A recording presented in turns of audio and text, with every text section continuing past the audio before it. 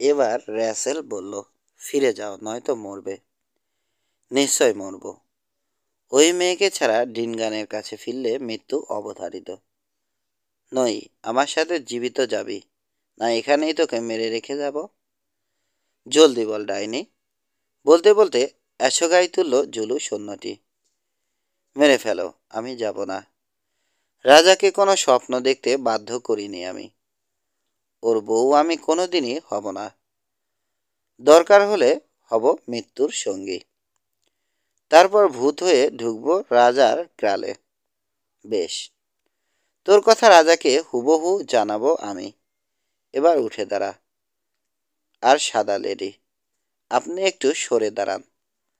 আপনাকে মারার হুকুম পাইনি আমি। র্যাসেল সরল তো নাই, উল্টো জুলুর দিকে বন্দুক তাক করল। এবার মুখ খুলল ইসমাইল।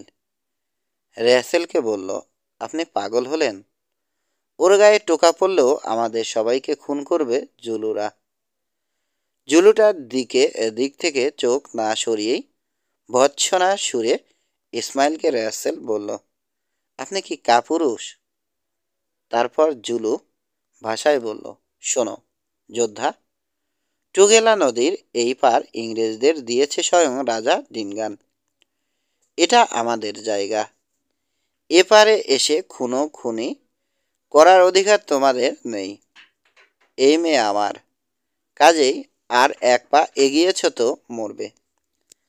দেখা যাবে কে বাঁচে আর কে মরে বলেই লাফ দিল যোদ্ধাটা। বন্দুক তাক করেই রেখেছিল র্যাসেল, স্রেফ টিগার টেনে দিল। মাটিতে আছড়ে পড়ল জুলু যোদ্ধার প্রাণহীন দেহ। ভয় পেয়ে গেল ইসমাইল, ভীষণ ভয়। ভীত বিস্মিত কণ্ঠে প্রশ্ন করল, কি করলেন এটা? ন্যায় বিচার করেছি।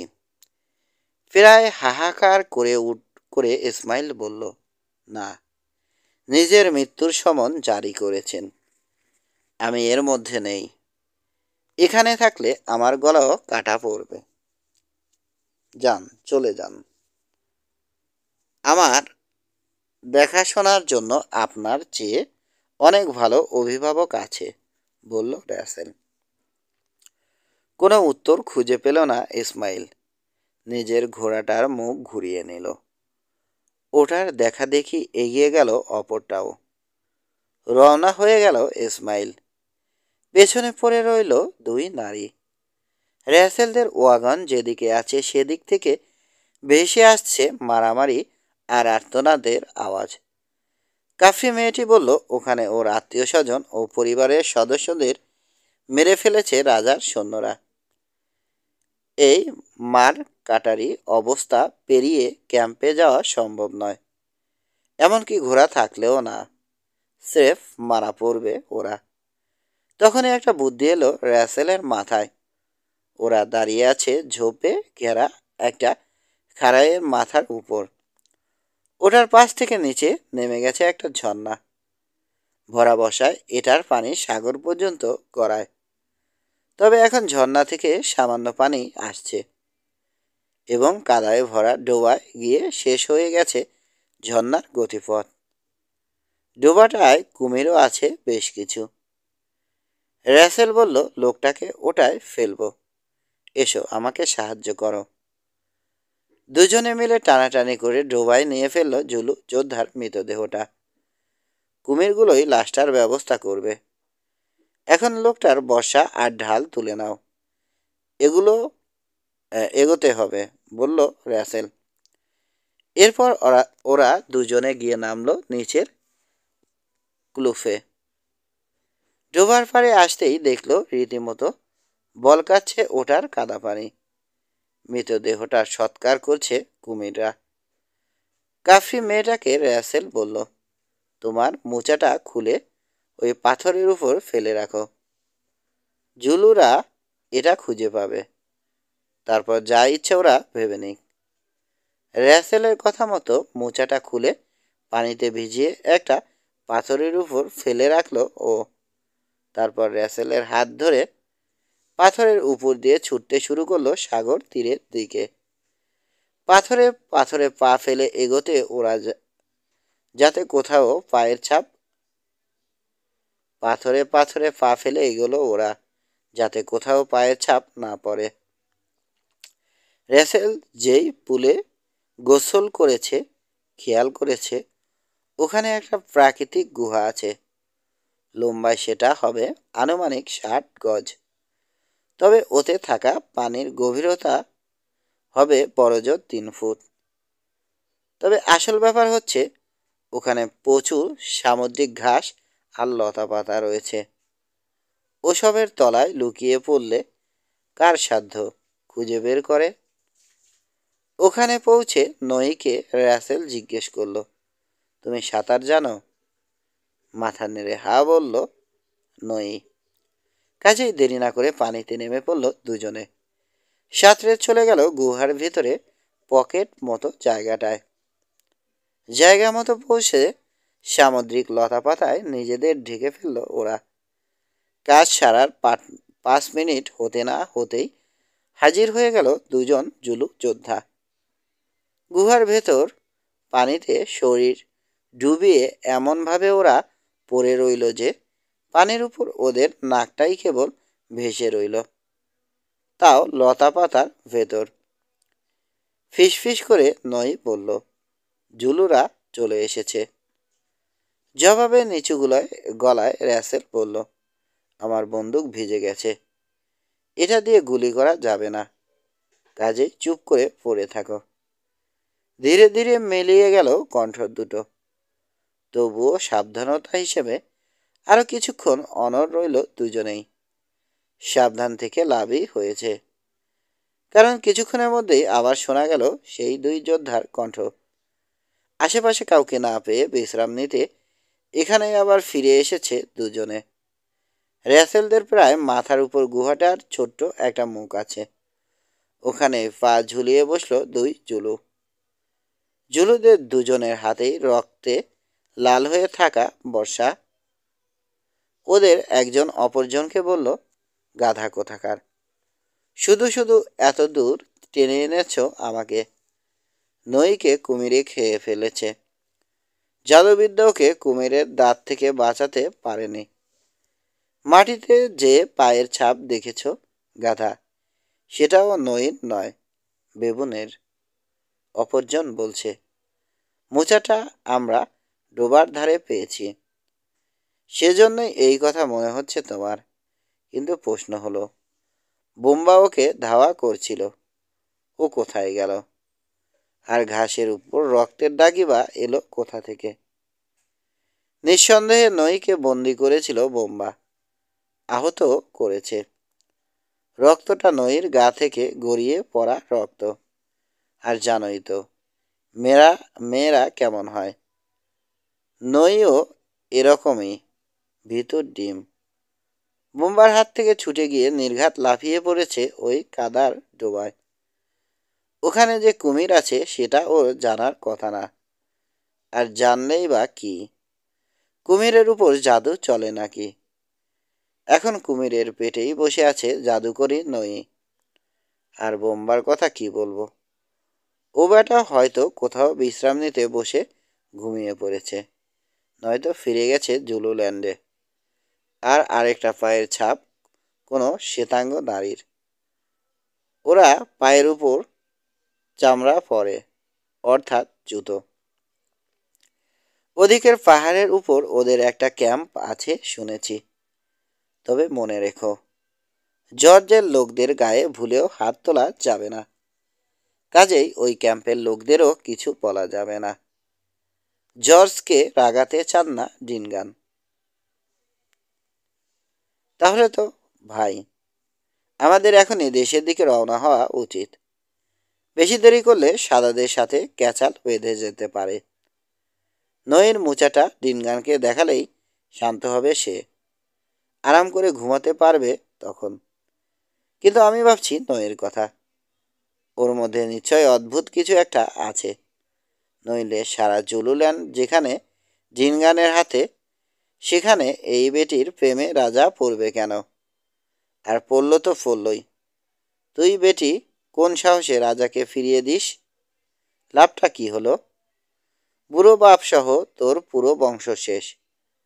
জাদুকর বাপ, নিজের মা, 3টা সৎ মা, 12 জন ভাই বোন, সব শেষ কেবল তোর জেদের কারণে। কিন্তু ভাই, আমার এখনো বিশ্বাস হয় না ও মরেছে।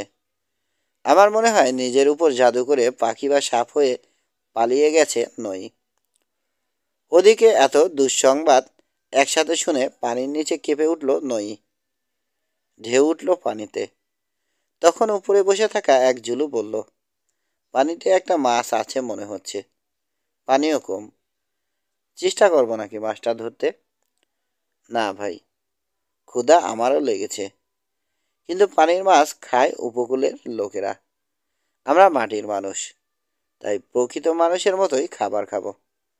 বলে ধা করে পানিতে ছুঁড়ে মারল ছোট্ট একটা পাথর। আরেকটু হলে র্যাসেলের মাথায় লাগতো পাথরটা। এরপর উঠে পড়ল দুজন, হাতে হাত ধরে ভদ্রলোকের মতো হেঁটে যেতে লাগলো। অবশ্য নিজেদের মতো করে ওরা অবশ্যই ভদ্রলোক। জুলুরা চলে যাবার পরও লম্বা সময় পানিতেই রইল ওরা। ভয় পেল ওরা আবার ফিরে না আসে।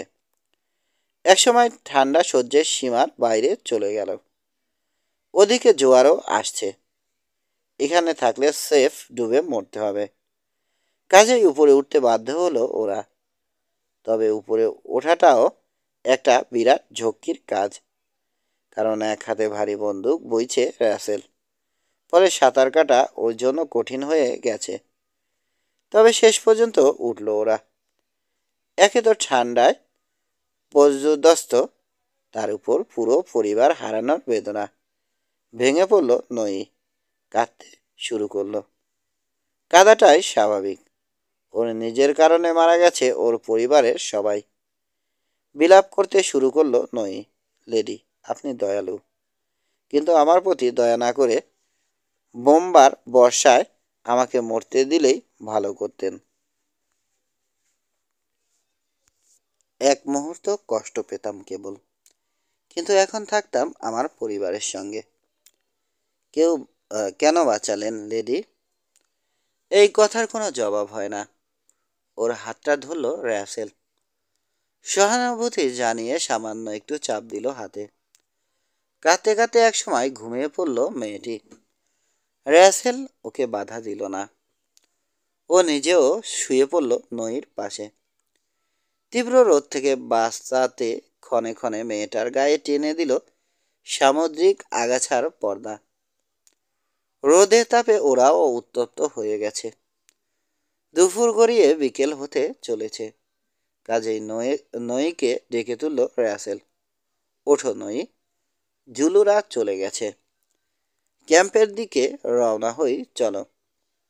আপনার বাবার ক্যাম্পে আমার জন্য কি একটু জায়গা হবে লেডি? একটা জায়গা আমি বের করে নেব ক্ষণ, কারণ তোমার জীবন এখন আমার। চলো।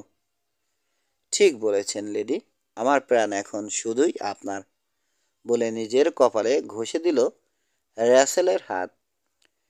একসময় সেই ডোবাটার পাশে এসে পৌঁছলো ওরা। দেখলো ভরপেট খেয়ে রোদ পোহাচ্ছে দুটো কুমির। সন্দেহ নেই ওদের পেটেই গেছে বোম্বার মরদেহ। ডোবাটাকে পাশ কাটিয়ে ক্লিফের মাথায় পৌঁছলো ওরা। র্যাসেল ওকে বলল, বুকের সামনে ঢাল ধরে অপর হাতে নাও বর্ষাটা। দীর্ঘ পায়ে হাঁটো। দেখে যেন মনে হয় কোনো জুলু যোদ্ধা যাচ্ছে। যা হোক, খুব সাবধানে এগোলো ওরা। একটু এগোতেই দেখলো গাছের নিচে বসে আছে একটা হরিণ। পাশেই ঘাস খাচ্ছে আর একটা। ভালো লক্ষণ। এর অর্থ জুলুরা ওখানে নেই। তারপর আরেকটু এগিয়ে একটা ছোট টিলার মাথায় চড়তেই দেখলো নিচে শুয়ে আছে কতগুলো কালো লোক। সাথে সাথে রাসেল নিচু হলো। বলল, জুলুরা ওখানে বিশ্রাম নিচ্ছে। নই তখন বলল, না লেডি, জুলুরা নয়, আমার পরিবার। জুলুরা ওদের মেরে এভাবে ফেলে রেখে গেছে। শকুন উড়ছে দেখতে পাচ্ছেন না? আর কথা না বাড়িয়ে এগিয়ে গেল দুজনে। প্রতিটা মৃতদেহের পাশ দিয়ে যাবার সময় তাদের নাম জানালো নই।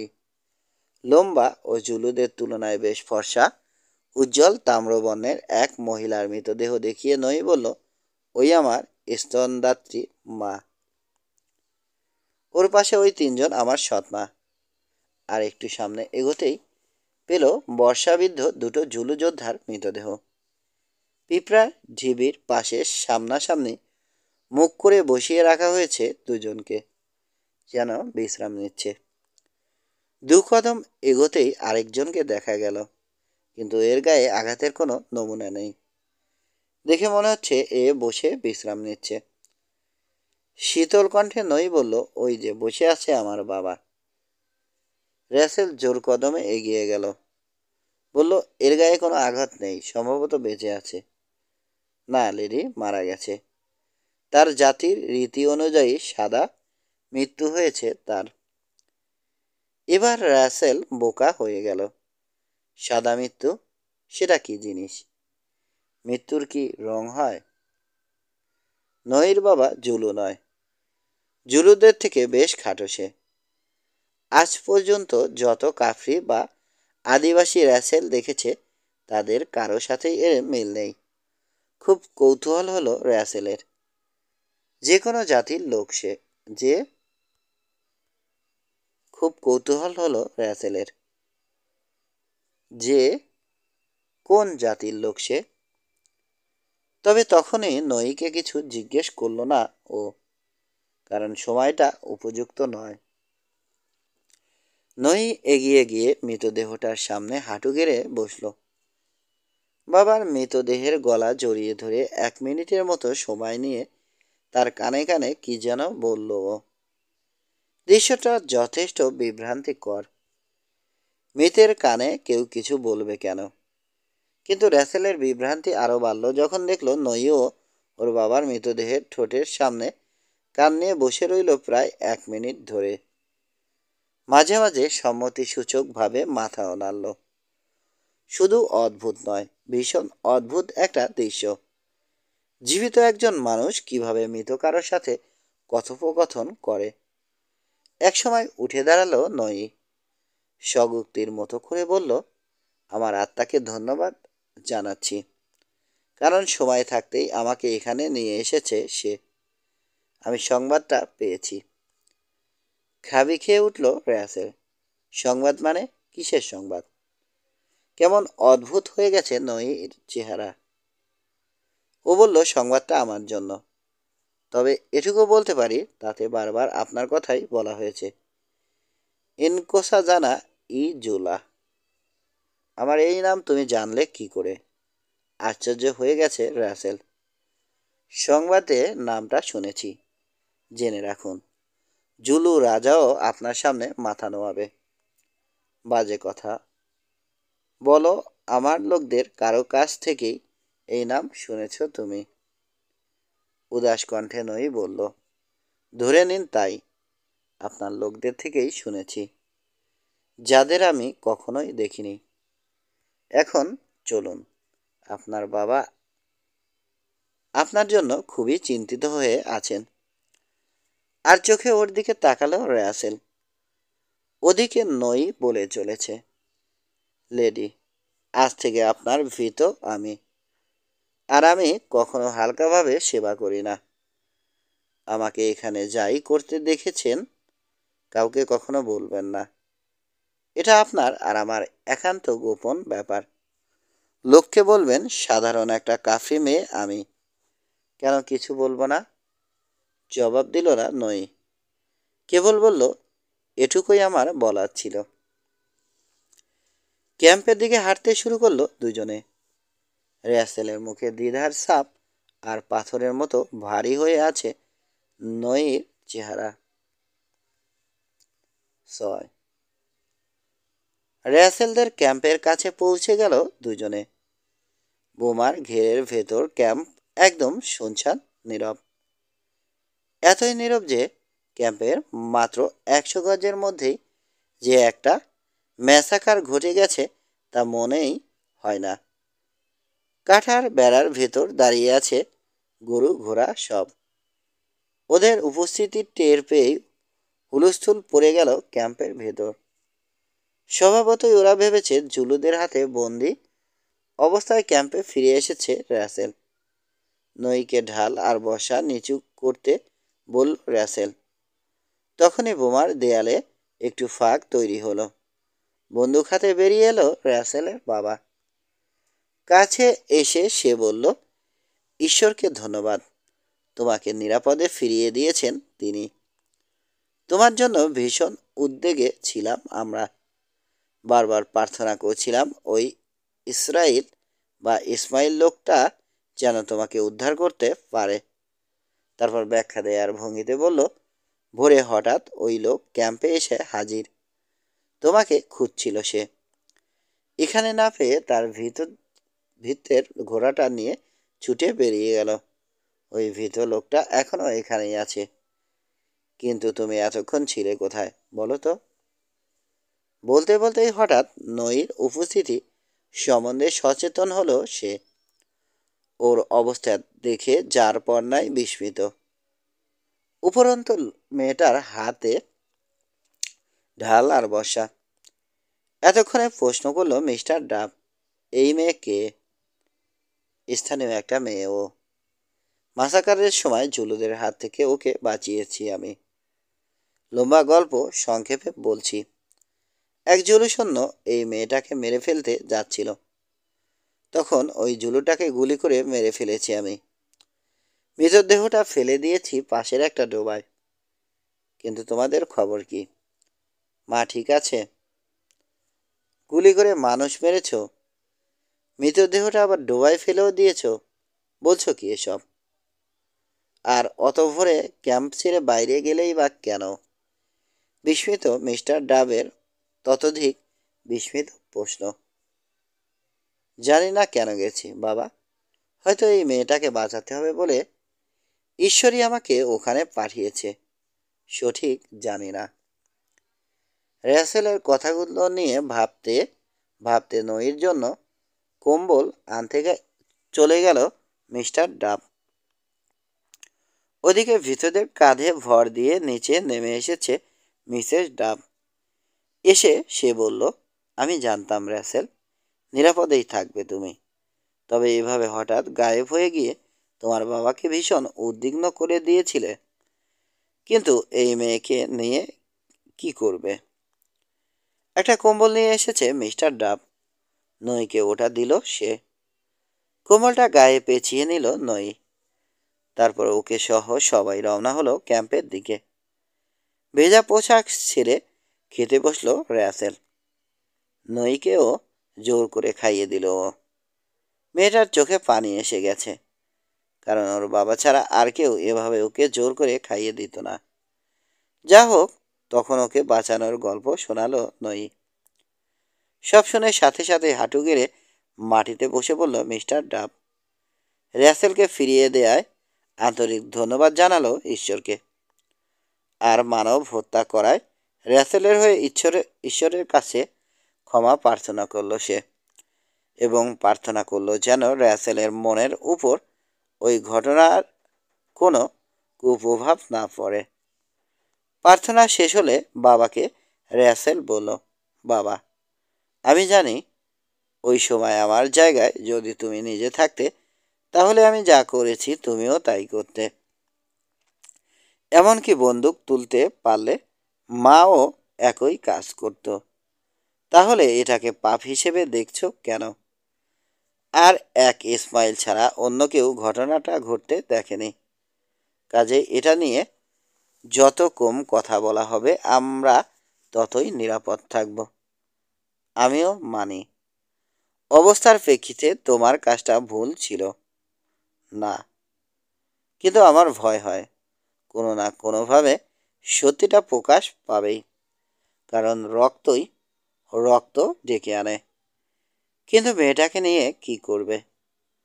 ওকে খুঁজতে জুলুরা অবশ্যই আবার বের হবে। তখন ওকে এখানে পেলে ওকে তো মারবেই, আমাদের সবাইকেও খুন করবে। না বাবা, জুলুরা জানে মারা গেছে নই। অবশ্য ইসমাইল যদি আসল ঘটনা ফাঁস করে দেয়, তাহলে ভিন্ন কথা, কিন্তু আমার মনে হয় না ইসমাইলও কিছু বলবে, কারণ ও কিছু বলতে গেলে জুলুরা ভাববে ওই সৈন্যটাকে গুলি করেছে, আমি নই। কিন্তু বাবা, তার চেয়ে বড় কথা হচ্ছে মেয়েটাকে আমাদের কাছে পাঠিয়েছে ঈশ্বর, তাই আমাদের দায়িত্বকে আশ্রয় দেয়া। আহা, বেচারি, আসলেই মনে হয় ঈশ্বর ওকে পাঠিয়েছে। পরিবার স্বজনদের সবাইকে হারিয়ে একা বেঁচে আছে ও। ভাবো একবার, তোমরা সবাই মারা পড়লে আর একা আমি বেঁচে রইলাম, তখন কি অবস্থা হতো আমার। যাক, ওসব নিয়ে কথা বলে কাজ নেই। ঈশ্বরকে ধন্যবাদ যে আমাদের এখানে বাঁচিয়ে রেখেছেন তিনি। ঈশ্বরকে ধন্যবাদ যে আমাদের এখনও বাঁচিয়ে রেখেছেন তিনি। আমি খুব ক্লান্ত, শুতে যাচ্ছি। আর ডারবানের দিকে ফিরে না গেলে এখান থেকে আমাদের নড়ার খুব একটা সুযোগও নেই। ক্লান্তির শেষ সীমানায় পৌঁছে যাওয়া নইও শুয়েই ঘুমিয়ে পড়ল। একটানা ঘুমিয়ে পরদিন পরন্ত বিকেলে ঘুম ভাঙল রাসেলের। সূর্য ততক্ষণে দিগন্তে রওনা হয়েছে। নই তখনও গভীর ঘুমে মগ্ন। ক্যাম্পে এখন ওরা দুজন, রাসেলের মা আর ইসমাইলের সেই কালো ভীত ছাড়া আর কেউ নেই। ভীতদের নিয়ে নইর মৃত আত্মীয়দের কবর দিতে গেছে মিস্টার ডাব, নইলে রাত নামতে নামতেই শিয়াল হায়নারা মৃতদেহগুলো ছিঁড়ে খাবে। রাতের খাবার রাঁধতে মাকে সাহায্য করতে বসেছে রাসেল। আগুন ধরিয়েছে। ঠিক তখনই ওর কানে এলো ঘোড়ার খুরের শব্দ। মাথা তুলে দেখলো একটু দূরে দাঁড়িয়ে আছে ইসমাইলের ঘোড়া দুটো। একটায় সে নিজে বসা, অপরটার স্যাডল খালি। দূর থেকে বোঝার চেষ্টা করছে ক্যাম্পের বাসিন্দারা এখনো বেঁচে আছে নাকি কল্লা কাটা গেছে ওদের। মাকে বলল যে ইসমাইলের সাথে একা কথা বলবে ও, বলে ক্যাম্প থেকে বেরিয়ে এলো রাসেল। লোকটার সামনে এসে রাসেল দেখল নিজের কাপুরুষিত আচরণ নিয়ে খুবই লজ্জিত সে। রাসেল বলল, বলেছিলাম না আমি নিরাপদ থাকব, তাই আছি। আপনিও আস্ত আছেন দেখে খুশি হয়েছি। লজ্জিত দৃষ্টি নামিয়ে নিল ইসমাইল। বলল, আপনি খুবই অদ্ভুত, যেমন অদ্ভুত তেমন সুন্দর। অযথা অপ্রয়োজনীয় কথা বলবেন না। আচ্ছা, কিন্তু আমার খুব কৌতূহল হচ্ছে যে জুলুরা কি ওই মেয়েটিকে মেরে ফেলে তারপর আপনাকে ছেড়ে দিয়েছে? না, জুলুরা ওকে মারতে পারেনি। মেয়েটিকে নিয়ে আমি লুকিয়েছিলাম। ও এখন আমাদের ক্যাম্পেই আছে। ভীষণ বিপজ্জনক একটা কাজ করেছেন। এই মেয়েটির পেছনেই লেগেছে জুলু রাজা। যখনই সে শুনবে ওকে আশ্রয় দিয়েছেন, আপনাদের মারতে লোক পাঠাবে সে। তাই বলছি, সময় থাকতে থাকতেই ওকে সরিয়ে ফেলুন। ওই মেয়ের উপস্থিতি আপনাদের জন্য খুবই বিপজ্জনক হতে পারে, কিন্তু আমি নিজে কখনোই ওকে চলে যেতে বলবো না, বাবাও বলবে না। অবশ্য মেয়েটা যদি নিজে থেকে চলে যায় সেটা ভিন্ন ব্যাপার। এখন আমার কথা শুনুন। জুলুদের কানে খবরটা যাওয়া উচিত হবে না, আর যাবেই বা কেন? কুমিরে খেয়েছে লোকটাকে। জুলুরা এখানে এলেও সেই প্রমাণই পাবে। তবে তারপরও যদি সন্দেহ করে, তাহলে ওরা কী ভাববে বলুন দেখি? একটা অবলা নারী কি একজন শক্তিশালী জুলু যোদ্ধাকে মারতে পারে? না, পারে না। তবে অবলা নারীর সাথে যে শ্বেতাঙ্গ পুরুষটি ছিল, সে অবশ্যই গুলি করতে পারে। এখন আপনি সিদ্ধান্ত নিন, মুখ খুলবেন না বন্ধ রাখবেন। বুঝেছি, আমি মুখ সামলে রাখব আপনার খাতিরে। না মিস্টার ইসমাইল, আমার খাতিরে না, আপনার নিজের খাতিরে। আর আমাকে ফেলে চলে আসার বিষয়েও যতটা সম্ভব রেখে ঢেকে বলবো। অবশ্য ওভাবে আপনার চলে যাওয়াটা নিয়ে আমি কিছু মনে করিনি।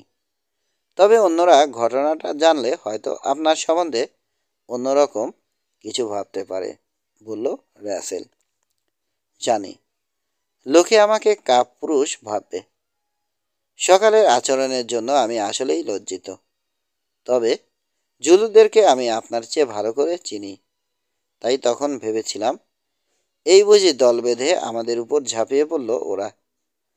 তাছাড়া আপনার উপরও রেগে গিয়েছিলাম আমি, নার্ভ নিয়ন্ত্রণে রাখতে পারিনি। আমি খুব দুঃখিত। না না, ক্ষমা চাইবেন না। তবে যা হয়েছে ভালোই হয়েছে। ওই সময় আপনার সাথে গেলে নির্ঘাত জুলুদের হাতে ধরা পড়তাম। ওই যে বাবা আসছে, মনে রাখবেন। আমরা কিন্তু রাজি হয়েছি যে মেয়েটার ব্যাপারে আমি বা আপনি জুলুদের বা আর কারো কাছে মুখ খুলব না, ঠিক আছে? আচ্ছা। ঘোড়া থেকে নেমে র্যাসেলের সাথে বোমার দিকে এগিয়ে গেল ইসমাইল।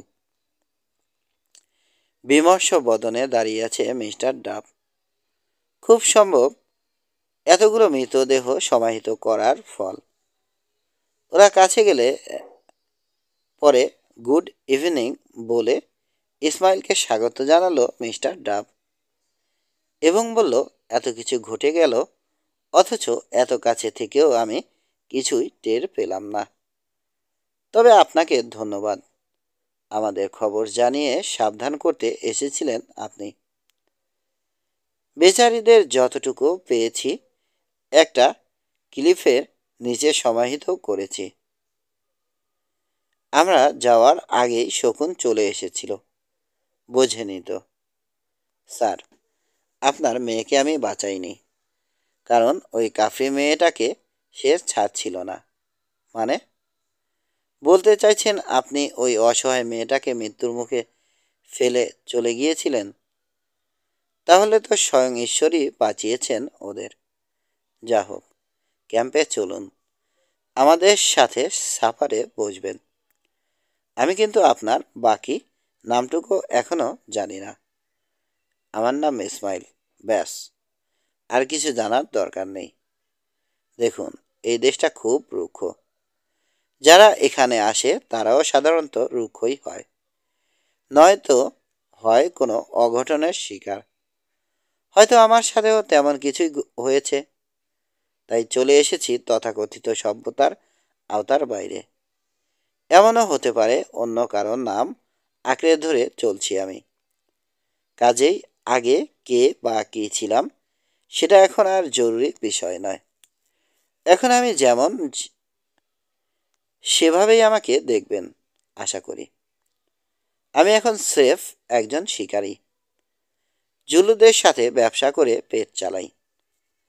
আমার খ্রিস্টান নাম যাই হোক, এখানে আমি ইসমাইল। কাফিরদের কাছে আমি ইবু সেব, ইবু বেশি। এরপরে যদি আপনার অন্য নাম দরকার হয়, ধরে নিন আমি কোনো এক স্মিথ বা জন। মুস্কি একটু হাসল মিস্টার ডাব। আফ্রিকায় এ ধরনের আরও কিছু লোকের দেখা সে পেয়েছে, তাই বলল, নামে কি আসে যায়। ও নিয়ে আমার মাথা ব্যথা নেই মিস্টার ইসমাইল। মুখে ওই কথা বললেও মনে মনে মিস্টার ডাব সিদ্ধান্ত নিয়ে ফেলল, যে করেই হোক এই লোকটিকে আবার খ্রিস্টান বানাতে হবে, দেখাতে হবে সত্যের আলো ও শান্তির পথ। অনাড়ম্বর আয়োজনের সংক্ষিপ্ত সাফার, তাই খাওয়া শেষ হতেও বেশি সময় লাগলো না। খাওয়া শেষ হবার পর মিস্টার ডাবের ওয়াগনে চড়ে বসল ইসমাইল। পাইপ ধরিয়ে সুকটান দিল তাতে। ইসমাইলকে দেখতে দেখতে রাসেল ভাবল, লোকটা হয়তো আসলেই কোনো সম্ভ্রান্ত ঘরের কেউ। তার আচরণ আর কথাতেও তার ছাপ ফুটে ওঠে। যদিও কথাবার্তায় প্রায়ই জুলু শব্দ ব্যবহার করছে সে। এটা অবশ্য অস্বাভাবিক না, কারণ বছরের পর বছর ধরে জুলুদের সাথে মিশেছে সে। হয়তো ওই ভাষাতে চিন্তা করতেই অভ্যস্ত হয়ে পড়েছে লোকটা। মিস্টার ডাবের কাছে জুলুদের সামাজিক আর গোষ্ঠীগত মর্যাদার ব্যাপারটা ব্যাখ্যা করছে ইসমাইল। ওদের অতি আত্মমর্যাদাবোধের কারণে বংশের পর বংশ, গোষ্ঠীর পর গোষ্ঠী নিজেরা নিজেরা লড়াই করে ধুলোয় মিশে যাচ্ছে। অথচ অত্যন্ত কঠোর ও কুটিল আইনের শাসন মেনে চলতে বাধ্য জুলুদের পক্ষে এ নিয়ে ভাববারও কোনো সুযোগই নেই। অমনি কোনো একটা ঘটনার কারণে নইর পরিবারের সবাইকে মেরে ফেলা হয়েছে বলে মিস্টার ডাবকে জানালো ইসমাইল। ডারবানে অনেক দিন ধরেই আছে মিস্টার ডাব, তাই সেও জানে অসভ্যদের মধ্যে এমনটা ঘটা অস্বাভাবিক না। যদিও অমন কিছু সাক্ষী তাকে কখনো হতে হয়নি, তাই এসবের ভয়াবহ বিভৎসতা এখনো তার চোখে সেভাবে ধরা পড়েনি। একটা দীর্ঘ নিঃশ্বাস ফেলে সে বলল, মনে হচ্ছে যতটা ভেবেছিলাম তার চেয়েও অনেক কঠিন হবে আমার কাজ। কি কাজ? কৌতূহলী কণ্ঠে প্রশ্ন করল ইসমাইল। জুলুদের মধ্যে খ্রিস্ট ধর্ম প্রচার করা। এই জন্যেই রাজার ক্রালের দিকে রওনা হয়েছি আমি, জবাবটা দিল ফাস্টার। কিছু বলার আগে পাইপ ঠুকে ফোড়া তামাক ফেলে দিল ইসমাইল। তারপর নতুন করে আবার তামাক ভরল ওটায়। কি বলবে বুঝে পাচ্ছে না ইসমাইল, কিন্তু যখন মুখ খুলল কঠিন কিছু কথা বের হলো ওর মুখ থেকে। বলল, তার চেয়ে জাহান্নামের পথে যাওয়ার চেষ্টা করুন। ওটা বরং অনেক সোজা। মানে মাফ করবেন, বোঝাতে চেয়েছি জান্নাতের কথা। কিন্তু ভাবছি, দেখে তো মনে হয় না আপনি নির্দয় মানুষ। স্ত্রী কন্যার জানের পরোয়া করেন না নাকি?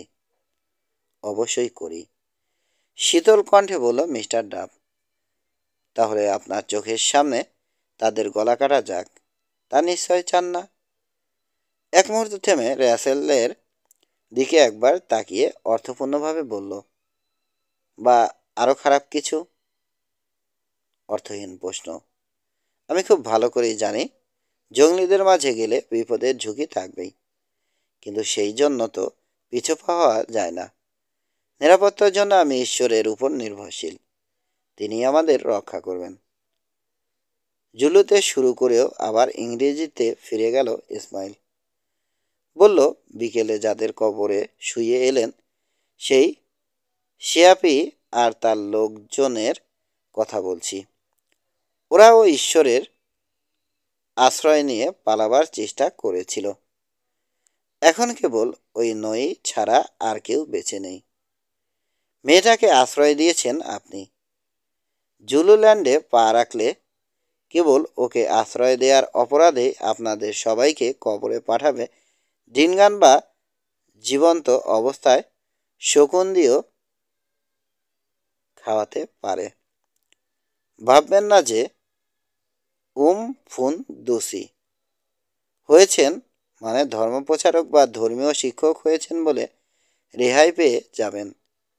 ঈশ্বর অবশ্যই সর্বশক্তিমান, কিন্তু তিনি নিজে নিশ্চয় নিচে এসে আপনাকে বাঁচাতে যাবেন না। আরেকটা ব্যাপার, আপনার ভীতদের যতই বিশ্বাস করেন না কেন, বাস্তবতা ওরাও জানে। তাই এক রাতে হঠাৎ আবিষ্কার করবেন গায়েব হয়ে গেছে ওরা, তখন এই ওয়াগনগুলো আপনাকেই চালিয়ে নিতে হবে। আসে গাইকে কোনো বাইবেলই বদলাতে পারবে না। অনুগ্রহ করে এমন কিছু বলবেন না যা ধর্মদহিতা বলে বিবেচিত হতে পারে।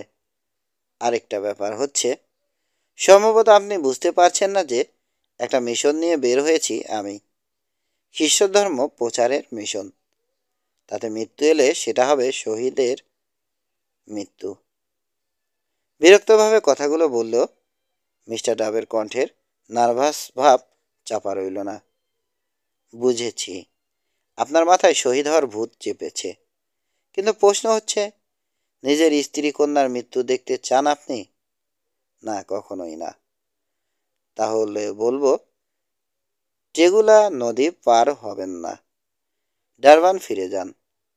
তা না হলে অন্তত আর আগে বাড়বেন না, এখানেই থাকুন। সাধারণত টেগুলার এপারে এসে সাদাদের ব্যাপারে দিনগান নাক গলায় না, বলল ইসমাইল। কিন্তু তার অর্থ হবে আমার এতদিনের লালিত স্বপ্নের চারাগাছটা উপড়ে ফেলা। যাক, ওসব আপনি বুঝবেন না, তাই আপনাকে ওসব বলে বিরক্ত করব না, বলল মিস্টার ডাব।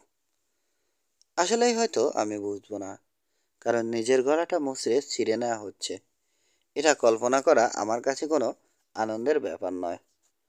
আমি আসলে বলতে চাইছি, জুলুল্যান্ডে যেতে চাইলে আপনি অবশ্যই যাবেন, তবে একা যাবেন, কারণ জুলুল্যান্ড থেকে শ্বেতাঙ্গ নারীর জন্যই জুলুল্যান্ড কোনো শ্বেতাঙ্গ নারীর জন্যই উপযুক্ত স্থান নয়। জবাবে মিস্টার ডাব বলল, এই সিদ্ধান্ত নেয়ার দায়িত্ব ওদের উপরই ছেড়ে দিচ্ছি। আমার বিশ্বাস, এতে ঈশ্বরের উপর ওদের ভক্তি ভরসা কতটুকু তারও একটা পরীক্ষা হয়ে যাবে, বলে উৎসুক দৃষ্টিতে তাকালো মিসেস ডাবের দিকে। তবে এই একটিবার স্বামীকে নিরাশ করল মিসেস ডাব। বলল, আমার মত যদি চাও তো বলবো, এই ভদ্রলোক ঠিক কথাই বলেছে। নিজেকে নিয়ে আমার পরোয়া নেই, কিন্তু তারপরও বলতেই হয়, ঈশ্বর প্রদত্ত প্রাণটা যেনতেনভাবে ছুঁড়ে ফেলাও কোনো কাজের কথা নয়। সবসময়ই আমি তোমার কথা শুনে এসেছি। যেখানেই গেছো অন্ধভাবে অনুসরণ করে এসেছি তোমাকে। অথচ ঘরে না হলেও সভ্য কোনো শহরে আমরা নিরাপদ জীবন কাটাতে পারতাম। আর এখন র্যাসেল আছে আমাদের সাথে, ওর নিরাপত্তার কথাও ভাবতে হবে আমাদের। তাই আমি বলবো, জুলুল্যান্ডে আমাদের যাওয়া উচিত হবে না। মাঝখানে ফোড়ন কাটল র্যাসেল। আমাকে নিয়ে ভেবো না মা, সুযোগের সদ্য ব্যবহার করতে পারি আমি, যেমনটা আজকেও করেছি। নিরাপদে বেঁচেও ফিরেছি। কিন্তু তারপরও তোমাকে নিয়ে আমার ভাবতে হয়। যদিও অনেকবারই বলেছি, আমার বিশ্বাস কেউ তোমার ক্ষতি করতে পারবে না, কিন্তু তারপরও তোমাকে নিয়ে আমার ভাবতেই হয়। জন পরের কথাগুলো করুণ কণ্ঠে বলল মিসেস ডাব। তুমি কি বুঝতে পারছো না যে আমারও বয়স বাড়ছে? মানছি স্বর্গের প্রতি তোমার দায়িত্ব আছে, কিন্তু দায়িত্ব কি শুধুই স্বর্গের প্রতি? আমাদের প্রতি তোমার দায়িত্ব নেই? আমাদের জন্য তোমার দায়িত্ব আছে বলে যদি মনে করো, তাহলে অন্তত এখানেই থামো, এখানেই বাড়ি বানাও। মরার আগের কটা দিন অন্তত শান্তিতে কাটাতে দাও আমাদের।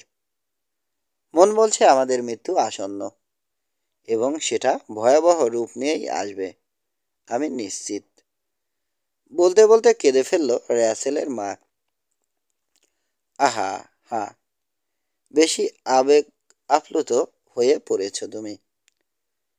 র্যাসেলকে নিয়ে বেশি উদ্বিগ্ন হয়ে পড়েছ তুমি। আমার মনে হয় ঘুমালে সব ঠিক হয়ে যাবে। যাও, বিছানায় ওঠো। র্যাসেল, তুমিও শুয়ে পড়ো গিয়ে। এই ভদ্রলোকের সাথে আরও খানিক কথা বলবো আমি। মনে হচ্ছে আমাকে গাইড করতেই পাঠানো হয়েছে একে। আর আমাকে তোমরা যতটা যুক্তি বর্জিত উন্মাদ মনে করো, আসলে ততটা পাগল এখনো হইনি। এই ভদ্রলোক যদি আমাকে উপযুক্ত কারণ দেখাতে পারে, তাহলে টুগেলা নদীর ওপারে যাব না। এখনই যদি জুলুল্যান্ডে প্রবেশ করা সম্ভব না হয়, তাহলে কয়েক বছরের জন্য হলেও এখানে অফিস খুলব, বলল মিস্টার ডাব। চলে গেল র্যাসেল আর ওর মা। ওরা শুয়ে পড়ল বটে, কিন্তু তারপরও আরও ঘন্টা দুয়েক বাবা আর মিস্টার ইসমাইলের কথোপকথন শুনতে পেল র্যাসেল। তবে ওরা কি সিদ্ধান্তে পৌঁছলো তা শুনতে পায়নি ও। ঘুম ঘুম চোখে র্যাসেল ভাবছে, যেগুলার কোন পারে থাকা হলো তা নিয়ে ওর বিশেষ কোনো মাথা ব্যথা নেই। কিন্তু যেহেতু ওর মা চায় এপারে থাকতে, তাই সম্ভব হলে এখানেই বসতি গড়বে ওরা। পরদিন সকাল। ঘুম ভাঙার সাথে সাথে র্যাসেল দেখল ওর তাঁবুর ভেতর এক কোণে বসে আছে নই। হাতের তালুর উপর মাথা রেখে বসে আছে ও। শূন্য দৃষ্টিতে তাকিয়ে আছে র্যাসেলের দিকে। প্রথমে র্যাসেল ভাবল মেয়েটা ঘুমের ঘোরে আছে কিনা। একই সাথে এই প্রথমবারের মতো বুঝতে পারল আসলেই কতটা সুন্দর এই নই। অন্যান্য কাফ্রি মেয়েদের তুলনায় খানিকটা খাটো সে, কিন্তু সেটা পুষিয়ে গেছে সুসামঞ্জস্যপূর্ণ ও অত্যন্ত সুন্দর শারীরিক গঠনের মধ্য দিয়ে। ওর লম্বা কালো চুলগুলো প্রাকৃতিকভাবেই কোঁকড়ানো, গায়ের রং এতই হালকা যে শ্বেতাঙ্গদের সাথেই তুলনা করা চলে। চোখের মনির রং বাদামি, টানা চোখ, আর সেই চোখে যেন হরিণের চপল দৃষ্টি। নেটিভদের তুলনায় ভীষণ সুন্দরী এই মেয়ে। র্যাসেলের দেখা কোনো বান্টুর সাথেই ওর মিল নেই,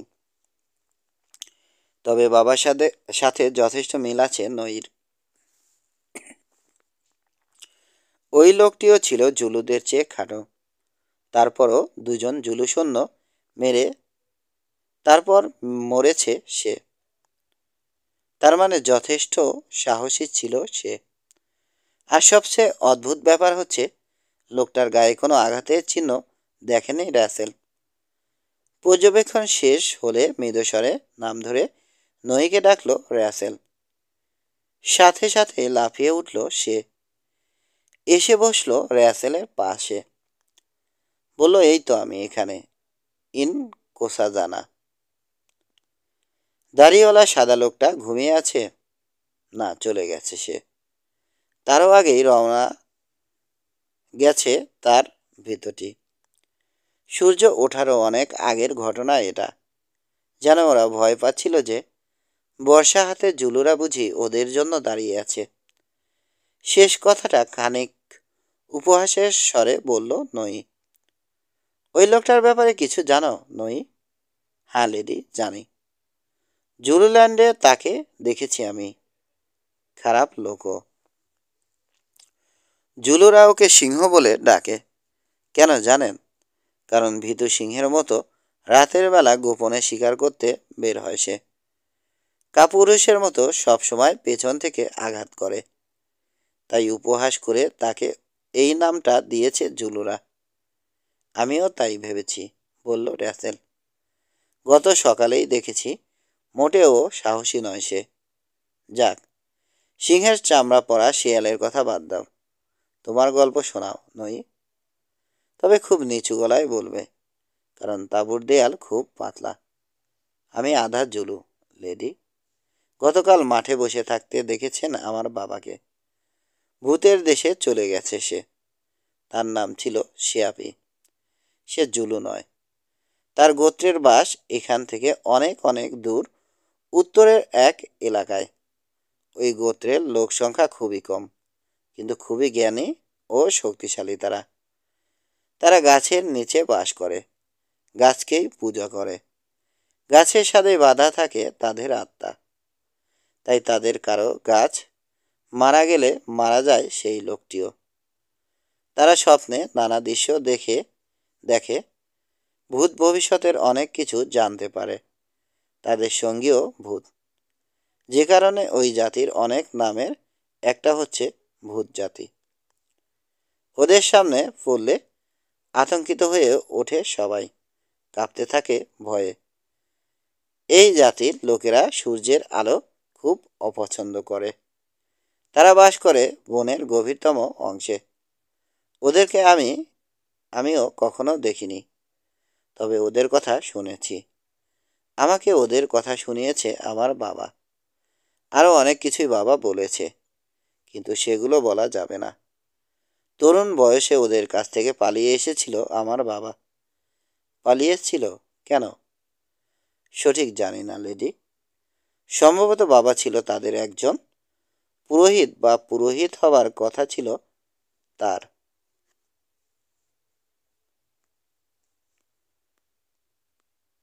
সম্ভবত বাবা ছিল তাদের একজন পুরোহিত, বা পুরোহিত হবার কথা ছিল তার।